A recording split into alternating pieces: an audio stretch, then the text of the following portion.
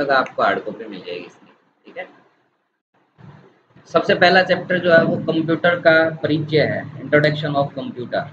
Mostly अपन ने ये चीज़ें पहले ही सीख ली थी कि कंप्यूटर एक मशीन है जिसका उपयोग हमारे जीवन के लगभग सभी क्षेत्र में किया जा रहा है।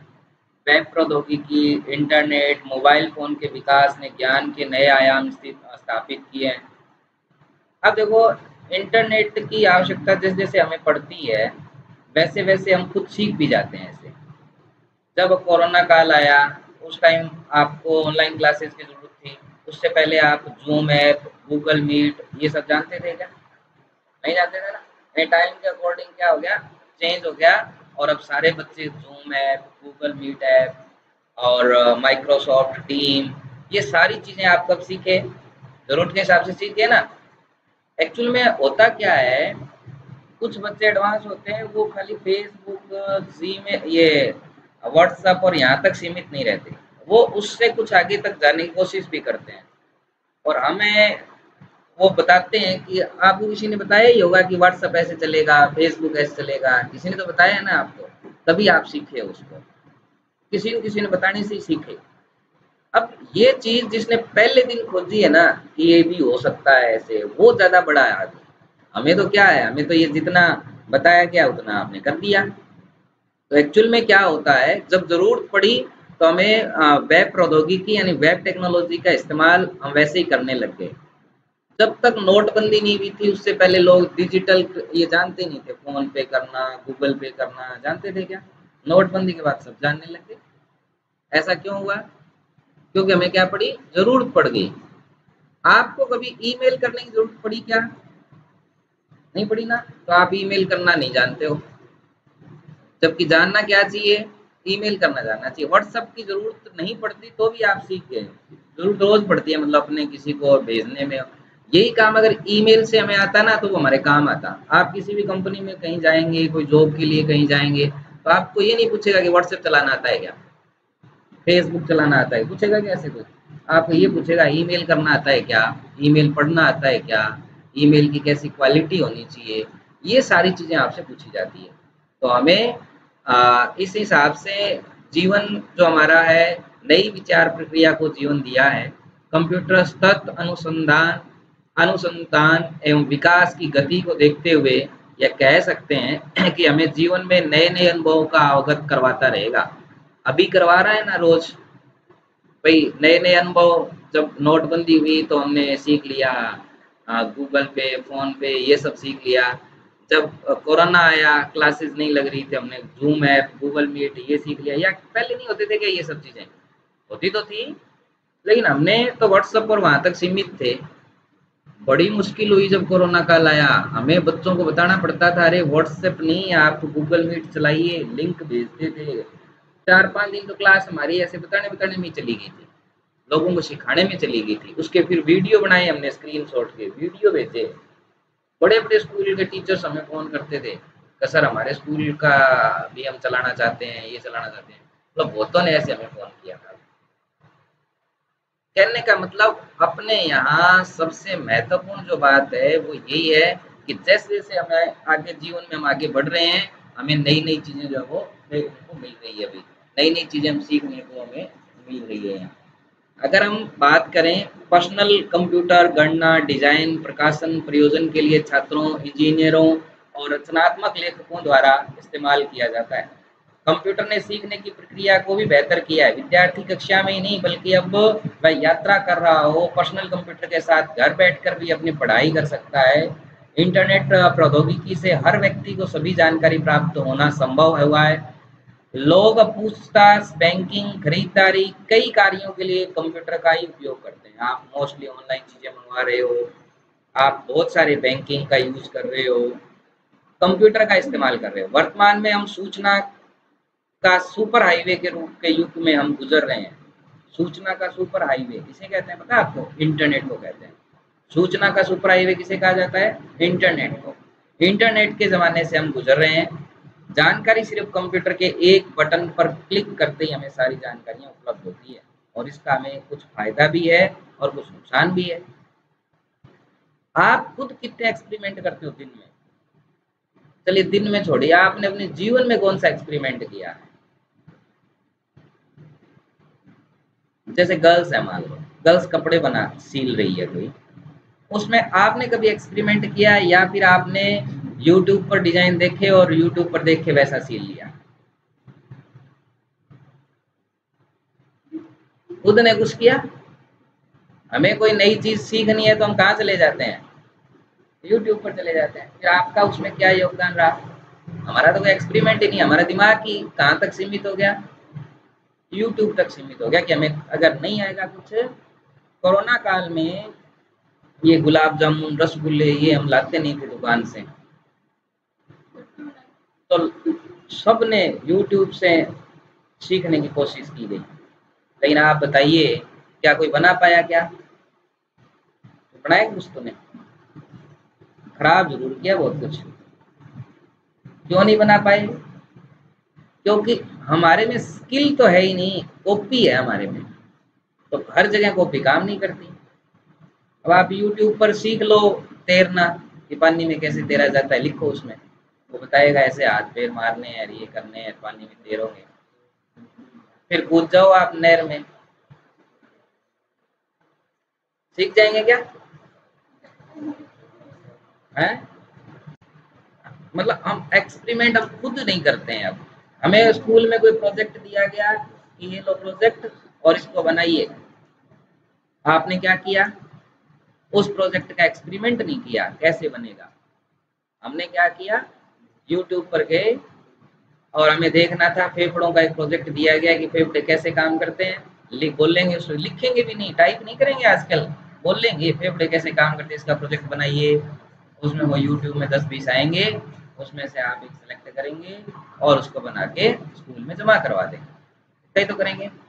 जब हम पढ़ा करते थे उस समय यूट्यूब नहीं हुआ करता था। यूट्यूब की जगह ना ऐसे मतलब ढूंढने के लिए किताबें हुआ करती थी हमारे पास, सर्च करने का मतलब बुक्स, प्रोजेक्ट है तो बुक्स में से देख लो या ऐसे पढ़ना पड़ता था। उस समय हम चप्पल काट काट के खिलौने बना लेते थे, गाड़ियां बना लेते थे, चप्पल काट काट के हम ट्रक बना देते थे। मतलब ऐसी ऐसी चीजें, तारों से हम खेल लेते थे, टायर से हम खेल लेते, खिलौने बना देते थे। हम ऐसे मतलब एक्सपेरिमेंट करते रहते थे, खुद ही एक्सपेरिमेंट करते रहते थे। और अब के कोई बच्चे एक्सपेरिमेंट करते हैं? यूट्यूब से देखते हैं, लोगों के एक्सपेरिमेंट किए हुए, उसी को हम देखते हैं, उसी को हम बना लेते हैं। ये हमारे यहाँ नुकसान भी हो रहा है। जहाँ जहाँ हमें फायदा है वहाँ वहाँ हमें नुकसान भी हो रहा है। एक्चुअल में कंप्यूटर कई टाइप के होते हैं। कंप्यूटर डेटा प्रसंस्करण क्षमता के आधार पर वर्गीकरण किया जा सकता है, और कंप्यूटर उसके उद्देश्य डाटा को संभालने की क्षमता, कार्य क्षमता, आकार, भंडारण क्षमता, प्रदर्शन के आधार पर वर्गीकृत किया जा सकता है। अगर हम बात करें, कंप्यूटर एक बड़े कमरे के आकार तक का बड़ा और एक लैपटॉप के रूप में छोटे भी हो सकते हैं। एक कमरे जितना बड़ा कंप्यूटर भी हो सकता है, और एक पॉकेट में आए पाम टॉप इतना छोटा भी हो सकता है। मोबाइल में माइक्रो नियंत्रक और एम्बेड सिस्टम तक के आकार के हो सकते हैं। कंप्यूटर के 4 प्रकार हैं: super computer, main frame computer, mini computer और माइक्रो कंप्यूटर। ये जो असेसमेंट आपके आ रहे हैं, जो रोज आते हैं ना अटेंडेंस लगने के बाद, वो अब ऐसे ही आएंगे। जैसे आज हमने पहला चैप्टर पढ़ा, आज आप पहला करके देखिए, उसमें सारे ये के ही आएंगे। कल दूसरा चैप्टर पढ़ेंगे, दूसरा असाइनमेंट करिए, तीसरा चैप्टर पढ़ेंगे, तीसरा करिए, या पहले 15 चैप्टर पढ़ लेते हैं, बाद में कर लेना, क्योंकि आपके पास अभी ये सब करने के लिए 2 से 3 महीने पड़े हैं, 15 दिन ही करना है। इसमें कंप्यूटर की अगर हम बात करें तो हमारे पास मॉनिटर देख रहे हो, डिस्क ड्राइव देख रहे हो, फ्लॉपी डिस्क देख रहे हो, laser printer, memory, speaker, CD ROM, mouse, ये सब चीज़ें मिलके क्या बनाती है? एक पर्सनल कंप्यूटर बनाती है, पीसी बनाती है। हमारे पास अगर कंप्यूटरों का वर्गीकरण की बात करें तो micro computer, mini computer, main frame computer और सुपर कंप्यूटर के रूप में हमारे पास 4 टाइप के कंप्यूटर होते हैं, जो एनालॉग, डिजिटल और हाइब्रिड से मिलकर बने हुए हैं। ये सारे के सारे डिजिटल कंप्यूटर हैं। इधर जो आप देखते हो सारे डिजिटल कंप्यूटर है, एनालॉग, डिजिटल और hybrid. Analog computer, digital computer और इन सब के बारे में भी हम जानेंगे। सबसे पहले सुपर कंप्यूटर की बात करते हैं। नाम सुना होगा सुपर कंप्यूटर। सुपर कंप्यूटर में सबसे ऊपर कंप्यूटर होता है, सबसे तेज, सबसे ज्यादा मेमोरी वाला, सबसे फास्ट, सबसे बड़े ज्यादा लोग एक साथ काम करने वाला कौन सा कंप्यूटर होता है? सुपर कंप्यूटर होता है। यह कंप्यूटर डाटा के भंडारण क्षमता, प्रदर्शन और डेटा प्रोसेसिंग में सबसे शक्तिशाली कंप्यूटर होते हैं। सुपर कंप्यूटर बहुत ही खास कंप्यूटर होते हैं जो कि बड़ी खोज, वैज्ञानिक उपयोगिता के लिए इस्तेमाल किए जाते हैं, जैसे कि नासा द्वारा अंतरिक्ष यान को लॉन्च करने, उन्हें नियंत्रित करने तथा अंतरिक्ष में खोज करने के लिए सुपर कंप्यूटर का इस्तेमाल किया जाता है क्या? ये चैप्टर शायद पुराने वाली बुक में भी है ये तो, लेकिन कुछ चीजें इंपॉर्टेंट है इसमें। इन कंप्यूटर्स को कार्य करने के लिए बहुत ज़्यादा जगह की ज़रूरत पड़ती है और अत्यधिक महंगे भी होते हैं। पहला सुपर कंप्यूटर 1964 में बनाया गया था, ये आपको याद रखने वाली बात है। पेपर में ये क्वेश्चन आता है ना कि पहला सुपर कंप्यूटर कब बना? 1964 में बनाया गया, जिसका नाम क्या था? CDC 6600। जैसे मोबाइल आते हैं ना, अपने अलग अलग नाम के मोबाइल आते हैं, नोकिया 1100, ऐसे आते हैं ना अलग अलग, जियोनी, MI, ऐसे मॉडल आते हैं ना, वैसे ही कंप्यूटरों के भी मॉडल आते हैं। तो ये मॉडल कौन सा मॉडल बना था? CDC 6600। कब बना? 1964 में बना था। सुपर कंप्यूटर का उपयोग मौसम की भविष्यवाणी करने, भूकंप की जानकारी लेने और संचार यानी कम्युनिकेशन में इसका इस्तेमाल किया जाता था। पानी पिलाओ। मौसम की भविष्यवाणी, भूकंप की जानकारी लेने और कम्युनिकेशन में इसका काफ़ी उपयोग था। इन कंप्यूटरों से इन कंप्यूटरों की एक खास बात और होती है, ये एनालॉग और डिजिटल दोनों टाइप के सिग्नल्स को रीड करते हैं। हाइब्रिड टेक्नोलॉजी के होते हैं सुपर कंप्यूटर। सुपर कंप्यूटर में एनालॉग सिग्नल्स भी लेता है। एनालॉग सिग्नल्स मतलब जैसे अपना हार्ट का धड़कना और हमारी ऐसे बहुत सारी चीजें हैं ना। क्या बात है, पानी आ नहीं रहा क्या उसमें?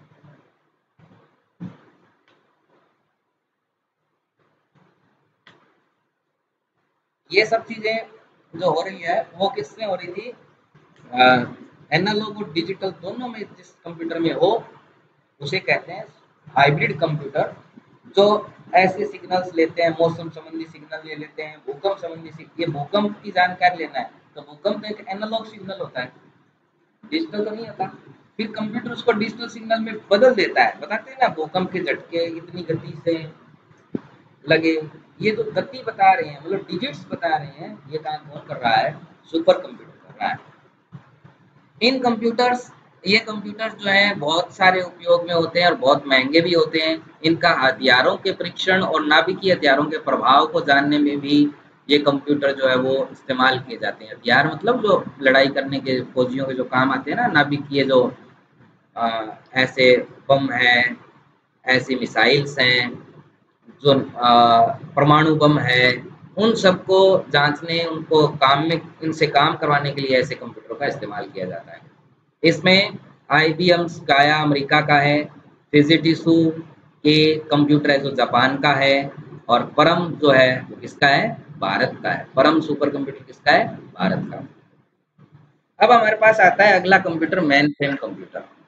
मेन फ्रेम कंप्यूटर काफ़ी महंगे होते हैं। इसका इस्तेमाल सरकारी संस्थानों और बड़े व्यवसाय में किया जाता है। बिजनेस ऑपरेशन के लिए इसका प्रयोग किया जाता है। रेफ्रिजरेटर फ्रीज के जितना बड़ा होता है। कंप्यूटर में बड़े कमरे में इसको रखा जाता है और इसमें AC की भी आवश्यकता होती है, ठंडा रखना पड़ता है, ये बहुत जल्दी गर्म हो जाता है। बहुत बड़ी मात्रा में इसमें डाटा जो है वो तेज गति से प्रोसेस करते हैं। विशाल व्यावसायिक बैंक, शिक्षण संस्थान, इंश्योरेंस कंपनियां ग्राहकों को डाटा रखने के लिए मेन फ्रेम कंप्यूटर का इस्तेमाल किया जाता है। ये सामान्य पर्सनल कंप्यूटर जैसा नहीं होता, ये कंप्यूटर भी विशेष लोगों के लिए ही होते हैं, सामान्य लोगों के लिए कंप्यूटर नहीं होते हैं। आ जाओ इधर आ जाओ।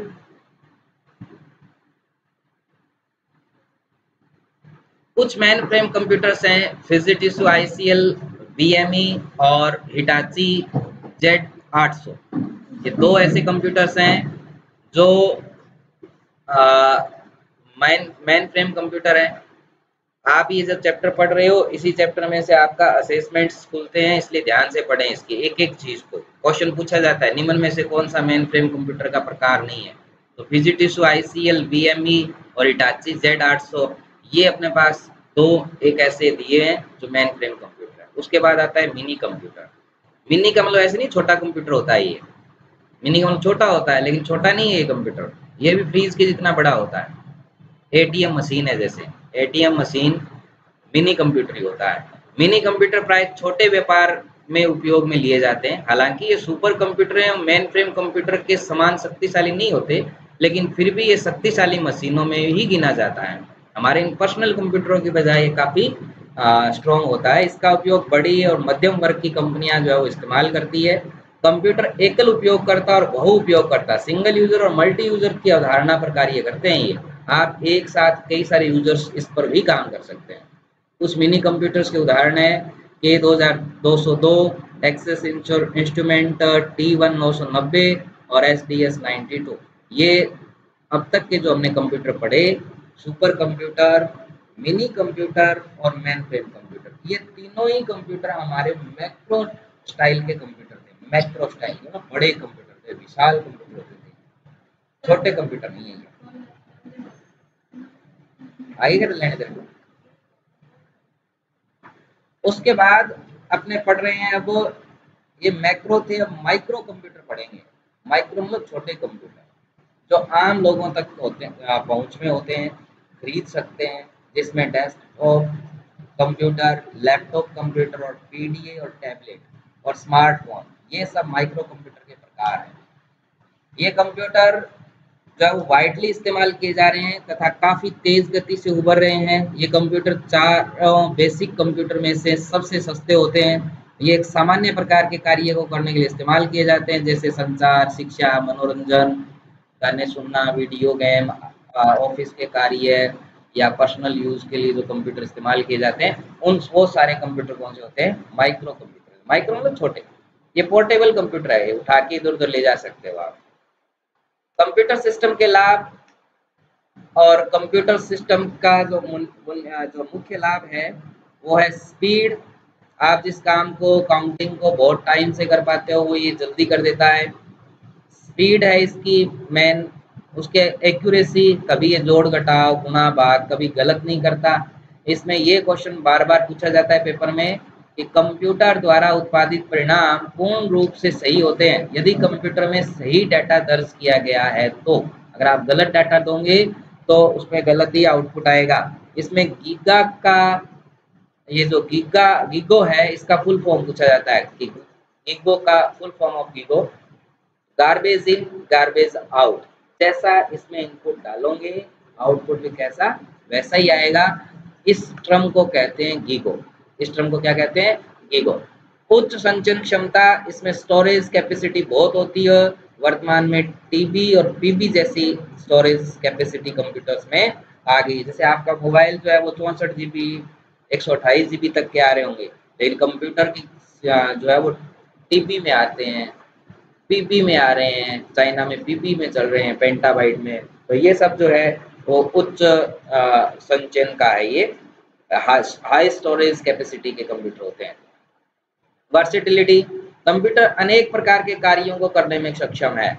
लिखने के लिए पत्र लिख सकते हो, गाने सुन सकते हो, बिल्डिंग के आप मैप बना सकते हो, हॉस्पिटल का यूज़ कर सकते हो, बैंकिंग में कर सकते हो, मेडिसिन में, मेडिकल साइंस में कर सकते हैं। सब में कंप्यूटर का इस्तेमाल हो रहा है, यानी विविधता है इसमें। क्षेत्र इसका इतना बड़ा है, हर एक क्षेत्र में कंप्यूटर अपना काम कर रहा है।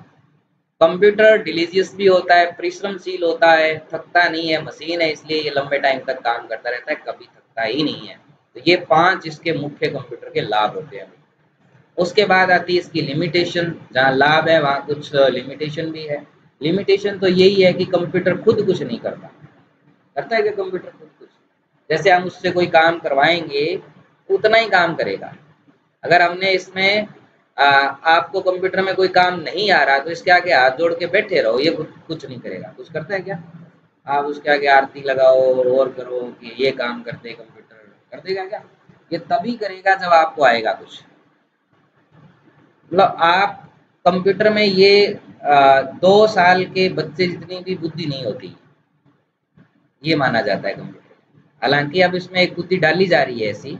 कौन सी डाली जा रही है? एआई डाली जा रही है, आर्टिफिशियल इंटेलिजेंसी डाली जा रही है। कौन कौन वाकिफ है एआई से? एआई के बारे में और कौन जानता है? ए नाम सुना है तुमने? एआई सुना थे?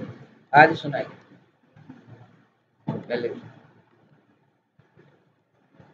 ओम एआई नाम सुना है तूने? क्या सुना है एआई के बारे में? हैं? बताएगा नहीं?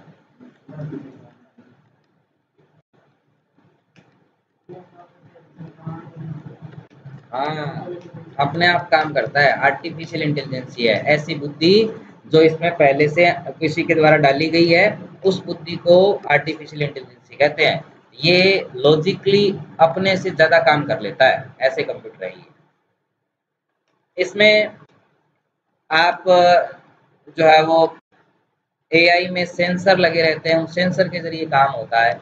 इसकी प्रोग्रामिंग भी होती है। आप कंप्यूटर में आप देख आजकल एआई से वॉइस बन रही है, एआई से फोटो बन रही है। आप उसको बोलोगे ना कि मेरा स्केच बना दो, एआई आपका स्केच बना देगा।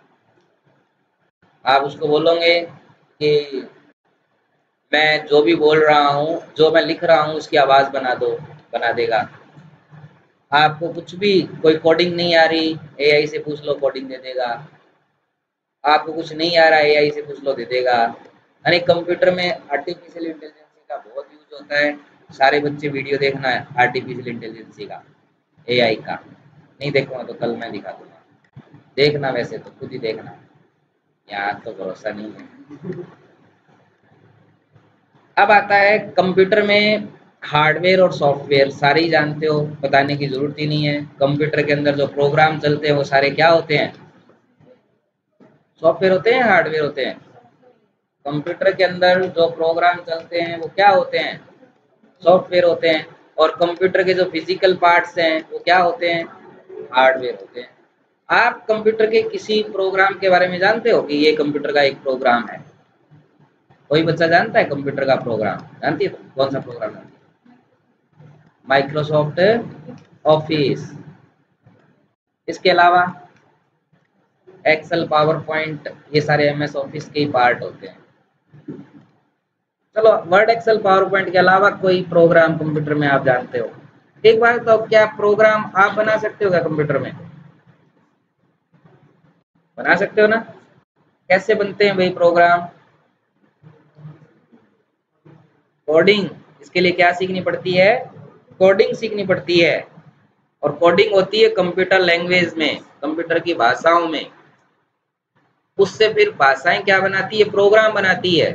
और छोटे छोटे प्रोग्राम बना के बहुत सारे प्रोग्राम बन जाते हैं, तो वो क्या बन जाता है? एक सॉफ्टवेयर बन जाता है, एक एप्लीकेशन बन जाती है, ऐप बन जाती है। इसी तरह से हमारे कंप्यूटर में कुछ ऐसे सॉफ्टवेयर्स होते हैं जिनके बिना कंप्यूटर चलता ही नहीं है।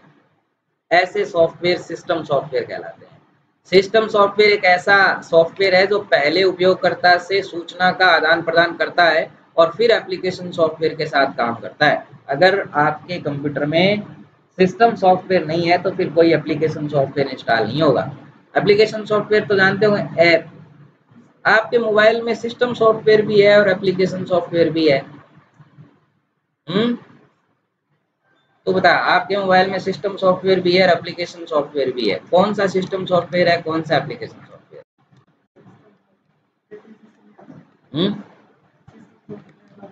ऑपरेटिंग। क्या आपके मोबाइल में ऑपरेटिंग सिस्टम होता है? वो होगा नहीं तो फिर चलेगा ही नहीं, ये भी बात सच है। मोस्टली कौन सा ऑपरेटिंग सिस्टम यूज करते हैं अपने? एंड्रॉयड। एंड्रॉयड नाम सुना है ना सबने? एंड्रॉयड ही क्यों कहते हैं उस मोबाइल को? आपके पास एक आईफोन है, क्या आप उसको ऐसे बोलते हो ये एंड्रॉयड फोन है? उसको आईफोन कहते हैं। बाकी सारे ऐसे फोन होंगे ना, उन सबको क्या कहेंगे? चाहे आप लाख रुपए का ले आओ, उसको क्या बोला जाएगा?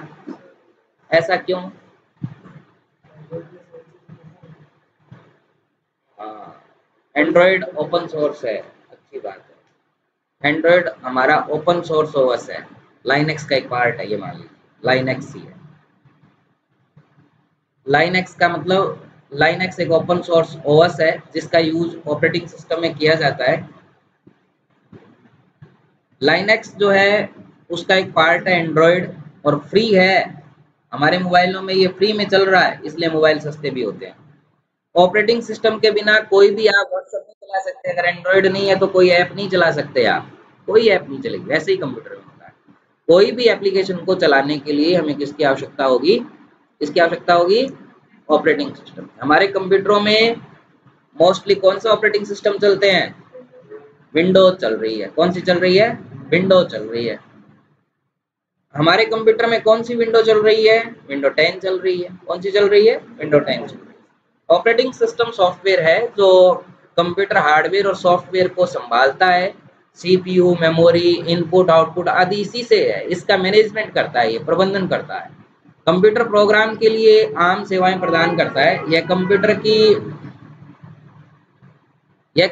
की उपयोगकर्ता के बीच में एक इंटरफेस प्रदान करता है। विंडोज कंप्यूटर पर सबसे अधिक और व्यापक रूप से इस्तेमाल किए जाने वाले ओएस होते हैं। लाइनक्स, यूनिक्स ओएस भी कुछ विशेष प्रकार की एप्लीकेशन में इस्तेमाल किए जाते हैं। वे कई प्रकार के एम्बेड, वितरित, रियल टाइम, इनमें ज्यादातर लाइनक्स और यूनिक्स का यूज होता है। चलिए, आपको ऐसे नहीं समझ आई तो समझाता हूँ। एम्बेड का मतलब क्या होता है, बहुत सारी डिवाइसेस ऐसी है जो उसके अंदर ही है सारा कुछ। जैसे आपकी स्मार्ट वॉच, स्मार्ट वॉच में कौन सा चल रहा है, एंड्रॉइड ही चलता है क्या आजकल। वैसे एंड्रॉइड का ही लाइनक्स एक पार्ट है। लाइनक्स की आती है हमारी स्मार्ट वॉच, उसमें ऐप होता है एक, ऐप क्या, एक ऑपरेटिंग सिस्टम होता है जिस पर सारे जो है वो ऐप चलाए जाते हैं। इसके बाद हम देखें यूटिलिटी सॉफ्टवेयर जो हमारे कंप्यूटर को रख रखाव रखती है, वायरस से बचाती है, जैसे कि एंटीवायरस, डीफ्रैगमेंटर, ये सब। डिवाइस ड्राइवर वो होते हैं जो एक विशेष प्रकार के प्रोग्राम है और इन इनपुट आउटपुट डिवाइस को बाकी के कंप्यूटर प्रणाली के साथ संवाद करने की अनुमति प्रदान करता है। इतना दिमाग लगाने की जरूरत नहीं है। कंप्यूटर के साथ कोई भी चीज जोड़ेंगे ना, जैसे इस प्रोजेक्टर को कंप्यूटर के साथ जोड़ा आपने, तो इसके लिए इसका क्या चाहिएगा, हमें क्या चाहिएगा, ड्राइवर चाहिएगा चलाने के लिए। और वो हमारे कंप्यूटर में एक सॉफ्टवेयर होता है, एक प्रोग्राम होता है, ड्राइवर प्रोग्राम। कोई भी हार्डवेयर जोड़ने के लिए इनपुट आउटपुट कैसी भी डिवाइसेस के साथ कनेक्ट करें तो उसके लिए हमें किसकी आवश्यकता होगी, डिवाइस ड्राइवर की आवश्यकता होगी। उसके बाद आता है सर्वर। सर्वर एक ऐसा कंप्यूटर है जो अपने क्लाइंट्स बनाता है। विभिन्न टाइप के जो प्रोग्राम्स इस पर रन होते हैं, जैसे गूगल एक सर्वर है, गूगल हमें रिक्वेस्ट करेंगे तो वो हमें कुछ आउटपुट देगा। ये जो चीजें होती है वो कहलाती है आपके सर्वर। अब आती है एप्लीकेशन सॉफ्टवेयर। एप्लीकेशन हमारे काम का होता है, ऑपरेटिंग सिस्टम कंप्यूटर के काम का होता है। आप अपने हिसाब से कोई भी एप्लीकेशन सॉफ्टवेयर इसमें इंस्टॉल कर लेते हो। जैसे कि आपको जरूरत पड़ी व्हाट्सएप की तो व्हाट्सएप ऐप इंस्टॉल कर लेते हो, आपको कंप्यूटर में टाइपिंग करना है तो टाइपिंग कर लेते हो। ऐसे सारे जो प्रोग्राम्स आप चलाते हो वो सारे के सारे क्या है, बेसिक एप्लीकेशंस हैं। बेसिक एप्लीकेशन में वर्ड, एक्सेल, पावर पॉइंट, जो व्यापार में, एजुकेशन में, मेडिकल साइंस में, बैंकिंग में और इंडस्ट्रीज आदि सभी जगह पर जो काम आ रहे हैं हमारे पास, वो सब एप्लीकेशन सॉफ्टवेयर्स हैं। ये अपने अपने हिसाब से इसको ऐड कर लिया जाता है, जैसे जरूरत होती है वैसे इसको चला लिया जाता है। आपको इंटरनेट चलाना है तो वेब ब्राउजर की जरूरत पड़ेगी। आपको अगर वर्ड, एक्सेल डालना है तो एमएस ऑफिस की जरूरत पड़ेगी, या ओपन सोर्स कर रहे हैं तो ओपन सोर्स की जरूरत पड़ेगी। ये सारे के सारे डेटाबेस बनाना, स्प्रेडशीट का यूज करना, डॉक्यूमेंट बनाना, अपनी वीडियो एडिटिंग करना, इन सब के लिए हमें किसकी जरूरत पड़ती है, ऐप की जरूरत पड़ती है, एप्लीकेशन सॉफ्टवेयर की आवश्यकता होती है। अब आते हैं अपने पास हार्डवेयर। बताने की जरूरत नहीं है, सारे ही कंपोनेंट्स क्या होते हैं, हमारे हार्डवेयर होते हैं। कंप्यूटर के साथ जो भी कोई चीज लगाते हो, केबल भी लगाते हो तो वो हार्डवेयर है। इसको छू सकते हैं वो सारी चीजें क्या है, हार्डवेयर है। जैसे इनपुट डिवाइस सारी हो गई, इनपुट डिवाइस में कीबोर्ड, माउस, ये सब हो गए, गेम खेलने के लिए हो गए। आउटपुट में प्रिंटर हो गया, मॉनिटर हो गया। ये सारी की सारी चीजें क्या होती है, क्या होती है, सारी चीजें हार्डवेयर होती है। इनपुट की अगर हम बात करें तो track ball, touch pad, microphone, keyboard और सेंसर, माउस, ऑप्टिकल स्कैनर्स और वेब कैमरा, ये सब क्या है, ये सब इनपुट डिवाइसेस है। प्रोसेसिंग डिवाइस की बात करें तो मदरबोर्ड मदरबोर्ड जानते हो क्या? मदरबोर्ड मतलब सीपीयू का मेन बोर्ड होता है जिसमें हम कीबोर्ड माउस ये सब लगाते हैं ना, वो मदरबोर्ड में होता है। वो एक केस के अंदर फिट होता है और उसमें प्रोसेसर उसके ऊपर ही लगा होता है। उसमें अलग अलग पावर जाती है, सीडी राइटर उसके साथ कनेक्ट हो जाता है। सारी चीज़ें मदरबोर्ड के साथ होती है, तो प्रोसेसिंग डिवाइस में काम आती है। सीपीयू भी इसका एक पार्ट है और मेमोरी भी। आउटपुट की बात करें तो आउटपुट में तो बहुत सारी चीज़ें होगी, जैसे टच स्क्रीन हो गया, प्रिंटर हो गया, हेडफोन हो गया, प्रोजेक्टर हो गया, मॉनिटर हो गया, ये सब। और स्टोरेज की बात करें तो हार्ड डिस्क, ड्राइव और ये सारे के सारे हार्डवेयर्स हैं जिसको छू सकते हैं। जैसे पेन ड्राइव क्या है? पेन ड्राइव क्या है? हार्डवेयर है क्योंकि उसको छू सकते हो आप। कीबोर्ड क्या है? हार्डवेयर है। सीपीयू क्या है? एक हार्डवेयर है जिसको छू सकते हैं। रैम क्या है? एक हार्डवेयर है। रैम भी क्या है? एक हार्डवेयर है।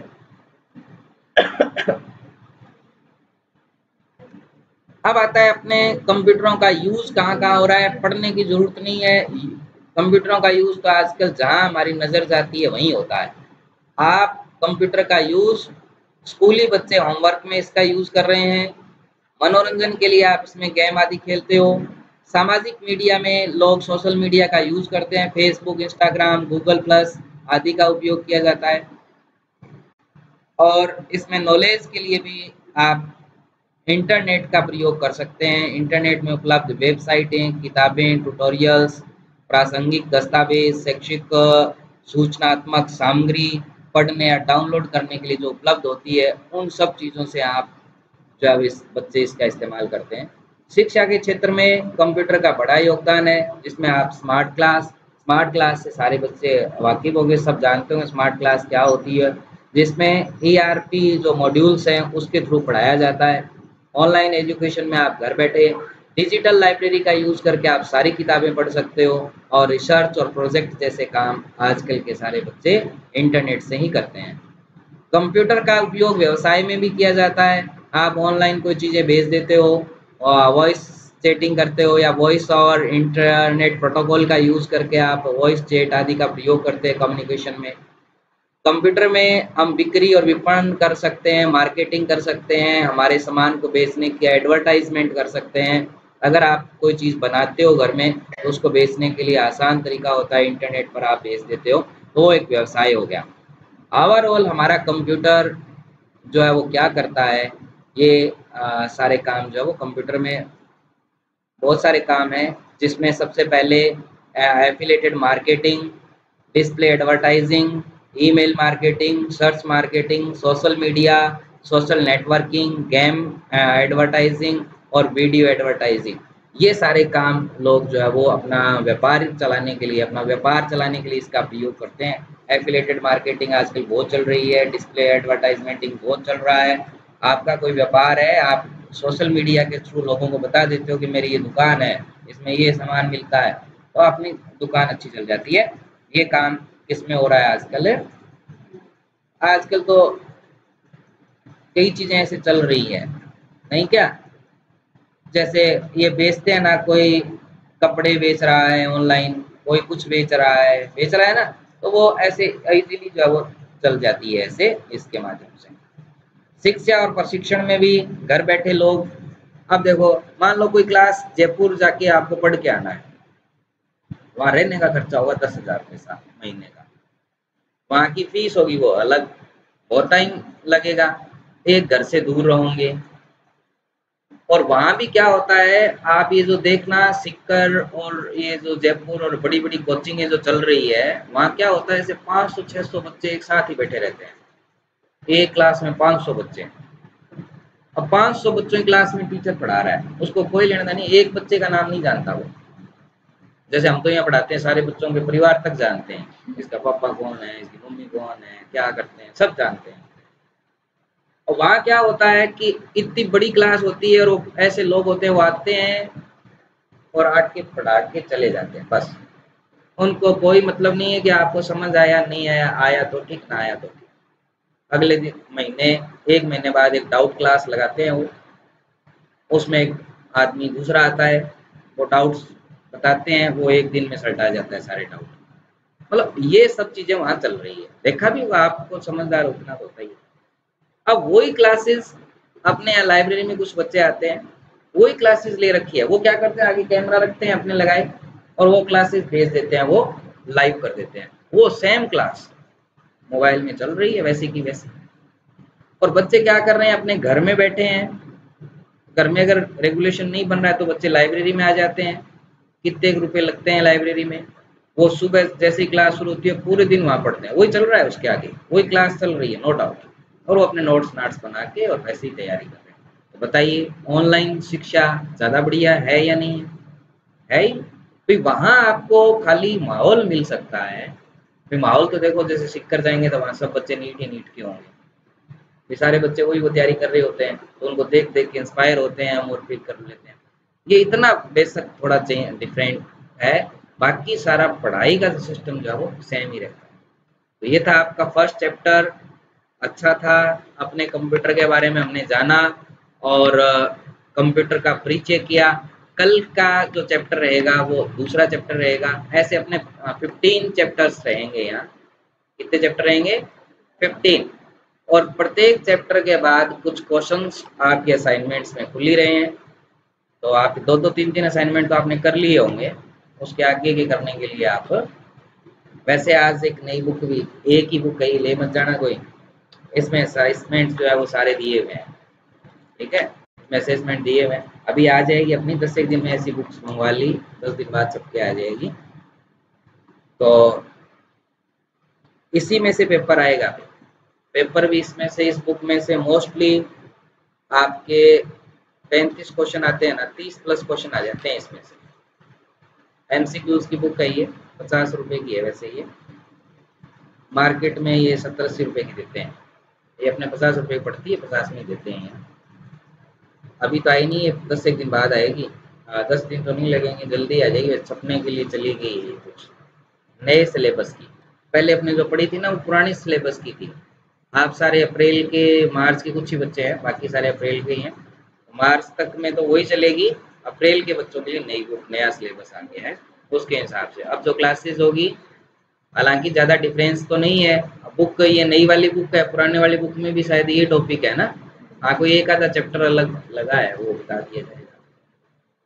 हालांकि नई बुक्स ये भी आने वाली है, ये जो आपको एडमिशन होने के बाद जो बुक दी गई थी ना फ्री वाली, ये भी दूसरी आने वाली है। कल का बोल रहे हैं वो तो।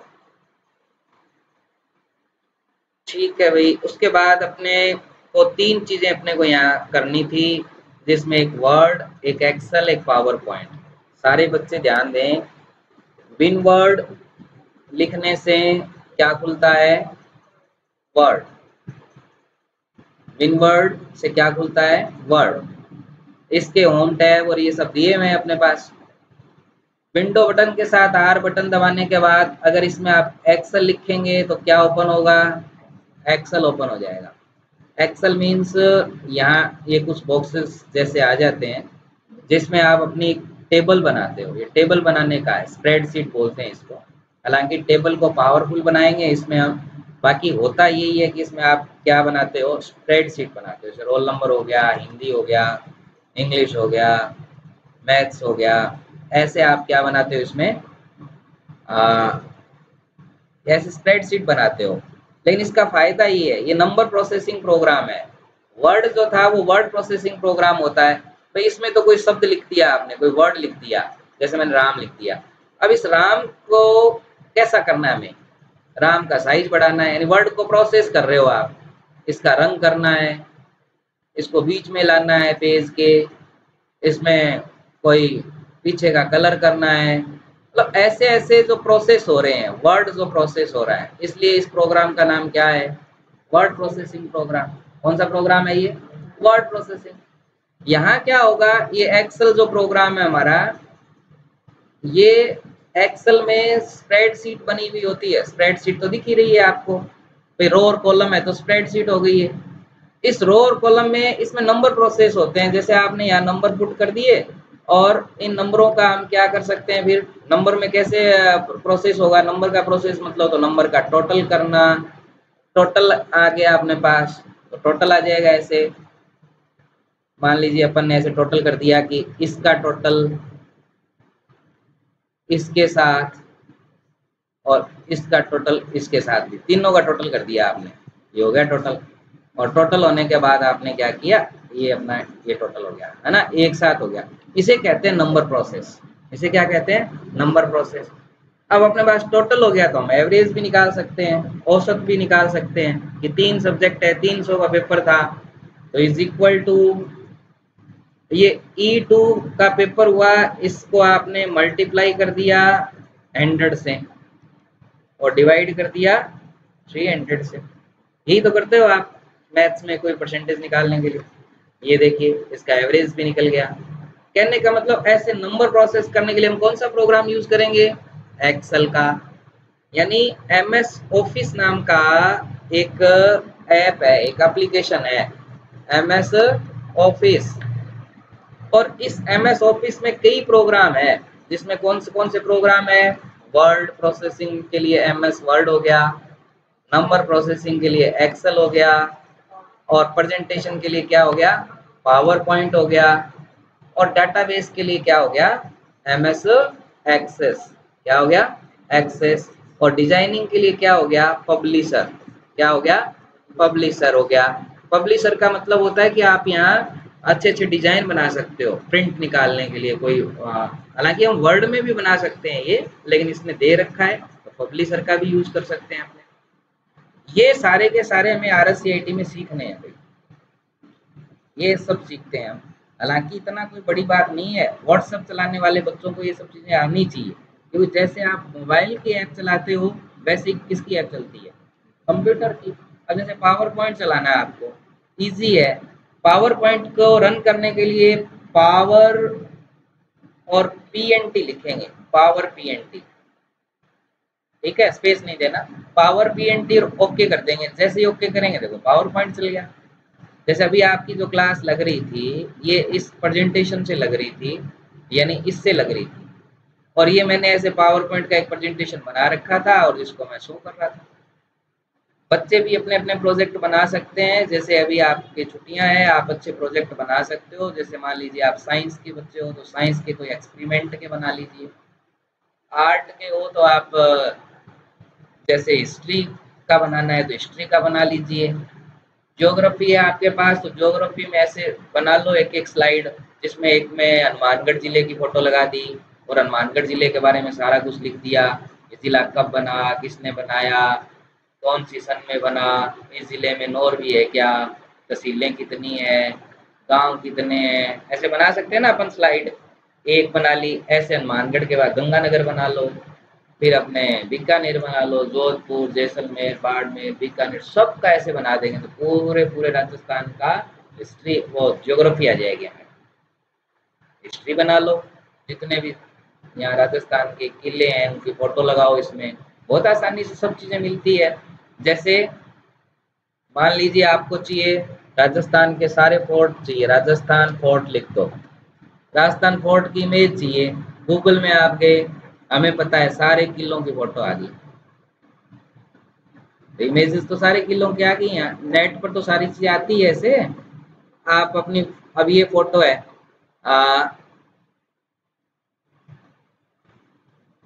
कोई अपने बटनेर वाला किला है क्या कहीं इसमें, हनुमानगढ़ वाला,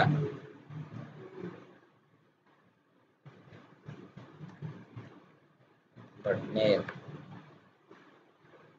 ये रहा, ये रहा, ये अपने वाला किला है। अब इस किले की फोटो आप कंप्यूटर में से, इंटरनेट से अपने कंप्यूटर में सेव कर लो। मैंने कर ली सेव, ये तो होगी नहीं, और देखते हैं, ये देखते हैं,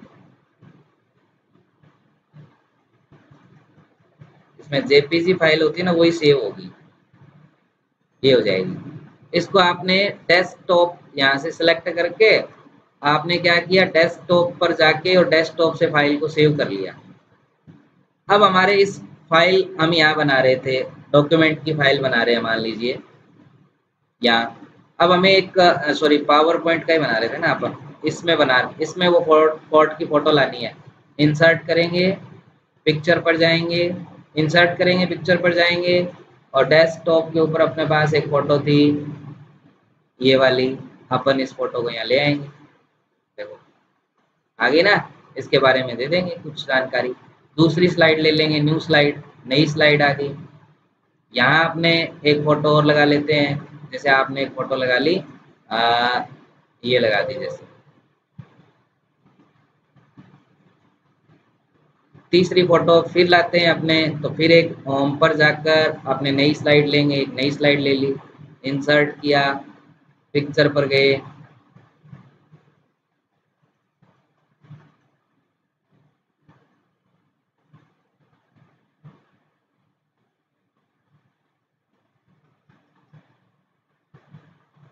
और मेरे व्हाट्सएप से मैं फोटो लेकर आ रहा हूँ। ऐसे कहीं से भी ला सकते हो आप।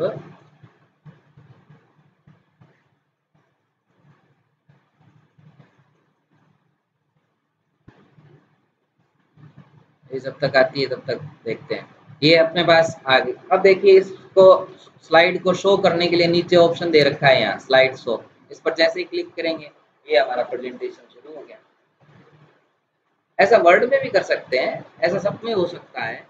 जैसे बटनेर का आ गया, इसके नेक्स्ट स्लाइड पर ऐसे पूरी चीजें हम दिखा देंगे कि यहाँ क्या क्या है।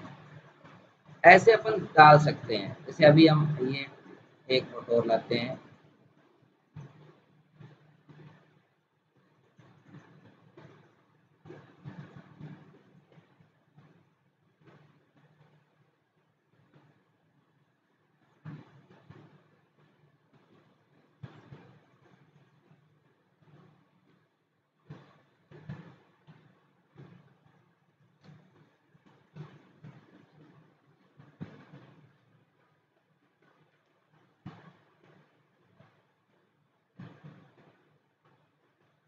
ये मैंने व्हाट्सएप से फोटो ली है, और इस फोटो को मैं यहाँ वही बात इंसर्ट पर जाएंगे, और ये फोटो डाउनलोड की तो हमें पता है डाउनलोड में चली गई है।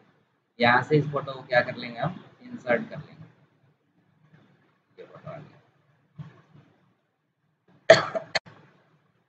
भाई। जो भी फोटो वोटो कुछ भी अपन यहाँ करना चाहते हैं, तो वो सारे का सारा काम कैसे किया जा सकता है, इस तरीके से हम इसमें कर सकते हैं भाई।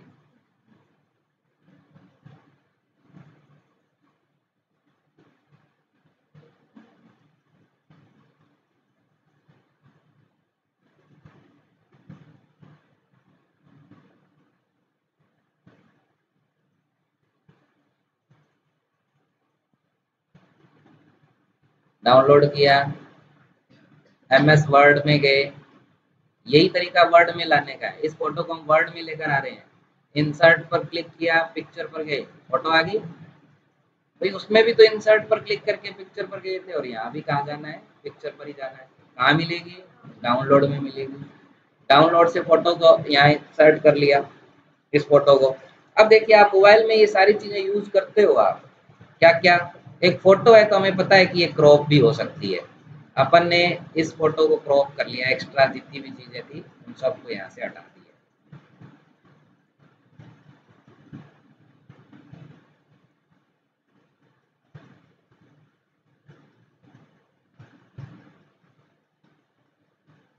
पता है ना कि हमें क्रॉप तो होनी थी ये फोटो, क्रॉप भी होनी थी। इस फोटो को इन फ्रंट ऑफ टेक्स्ट भी लेके जा सकते थे अपन। ये फोटो ऐसी होगी। इस फोटो को हम कुछ इफेक्ट्स भी डाल सकते थे। जैसे इस फोटो को हम कुछ ऐसे इफेक्ट्स में डालना चाहते हैं, ऐसे में डालना चाहते हैं, ये करना है, 3D रोटेट करना है, ऐसे दिखानी है इस फोटो को, ये दिखाना है। मतलब अपनी मर्जी से हम इसको कैसे, इसमें कुछ ऐसे टूल्स उपलब्ध हैं फोटो के, तो आप इनका प्रयोग करके भी ऐसे कुछ कर सकते हैं। ये काम एक्सेल में भी हो सकता था। एक्सेल में भी वही चीज मिलेगी। इंसर्ट पर जाइए, इसमें भी क्या है, पिक्चर है भाई। इंसर्ट का मतलब इसमें कुछ हमें इंसर्ट करना है, ऐड करना है, और ऐड करने के लिए इसका जो यूज किया जाता है वो है आपका, ऐसे इंसर्ट पर जाइए और पिक्चर पर जाएंगे। सेम तरीका, जिस लोकेशन पर हमारी फोटो है उसी लोकेशन से हम यहाँ ऐड करते हैं। तो ये था, ऐसे आपको फ्रीली, ऐसे नहीं है कि आप कुछ ना करो, एक्सपेरिमेंट करना है आपको, इसमें भी करना है। मैंने कुछ नहीं बताया, जरूरी थोड़ी है कि मैं बताऊंगा सारी चीजें। आप अपने भी एक्सपेरिमेंट किया करो कि ये, आप ऐसे किया करो कि ये इंसर्ट में सर ने तो ये पिक्चर बताया था, फिर इसका क्या यूज है, तो आप ऐसे क्लिक करके देख लिया करो स्मार्ट आर्ट का क्या यूज है। आप ब्रॉड माइंड बनो, ऐसे नहीं कि जितना बताया जाए उतना ही करते हो। आपको व्हाट्सएप में नई नई चीजें कैसे निकाल लेते हो आप। नए फीचर आ गए तुरंत पता चल जाता है आपको। वो कैसे पता चल जाता है?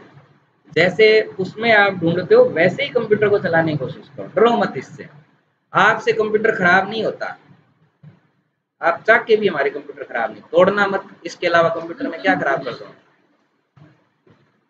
भाई। आप सॉफ्टवेयर का यूज करते हो अच्छी बात है, कितना यूज कर पाते हो और अच्छी बात है। आप हमसे भी ज्यादा यूज कर सकते हो इसको, बहुत सारे बच्चे हैं ऐसे निकाल के लाते हैं अच्छी अच्छी चीजें कि सर इसमें ये वाला ऑप्शन था, इससे ये हो जाता है। आप भी करिए ऐसे, कोई जरूरी नहीं है कि आप ऐसे जितना हम पढ़ाएं उतना ही करो, और ज्यादा किया करो, अपना दिमाग लगाया करो। अपना दिमाग लगाओगे तो वो ज्यादा सीखेंगे, अपना दिमाग नहीं लगाओगे तो फिर क्या सीखोगे।